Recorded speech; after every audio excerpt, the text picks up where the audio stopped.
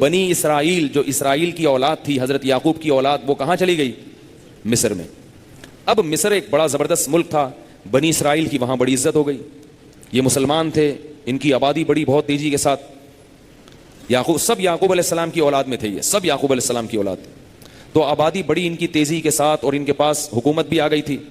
آہستہ آہستہ وہی ہوا جو دوسری قوموں کے ساتھ ہوتا ہے، لیکن دوسری قوموں میں جو ظلم ہوتا تھا وہ شرک پھیلتا تھا، اس قوم میں شرک نہیں پھیلا، لیکن بدعمالیاں پھیلنا شروع۔ جیسے مسلمان قوم میں بہت سے لوگوں میں شرک نہیں ہے، فخلف من بعدہم خلف، اللہ فرماتے ہیں ایسے نالائق لوگ پیدا ہو گئے، کیا اتبعوا الشہوات، خواہشات کے پیچھے چلنے لگے، اضاعوا الصلاۃ، نمازیں ضائع کرنے لگے۔ سب سے پہلے جب دین میں کمزوری آتی ہے کسی قوم میں تو سب سے پہلے کمزوری کہاں سے شروع ہوتی ہے؟ نمازیں ضائع ہونا شروع۔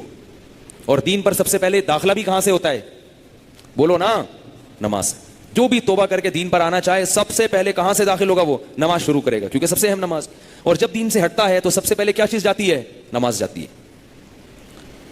تو اب کیا ہوا؟ بنی اسرائیل آہستہ آہستہ آہستہ آہستہ نالائق بننا شروع، وہی خواہشات کے پیچھے چکر بازیاں، سود کھانا شروع کر دیا۔ اللہ نے کیا کیا؟ مصر میں پھر ایک بادشاہ ان پر مسلط کر دیا۔ مصر میں جتنے بھی بادشاہ تھے ان کا لقب تھا فرعون۔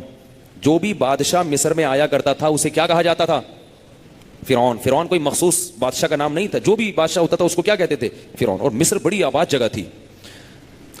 اب بنی اسرائیل بہت بڑی تعداد میں ہو گئی، یہ بڑے خوبصورت تھے کیونکہ یعقوب علیہ السلام کی اولاد میں تھے، ہوتے ہوتے ہوتے ہوتے بالآخر خواہشات۔